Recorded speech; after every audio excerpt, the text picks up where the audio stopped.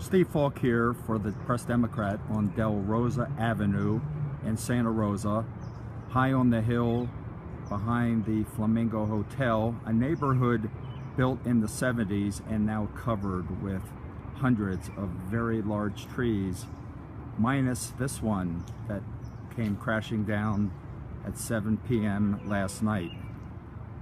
It looks like a fir tree, probably 60 to 70 feet tall, came down across Del Rosa Avenue, taking with it power lines and power to many of the residents in this neighborhood.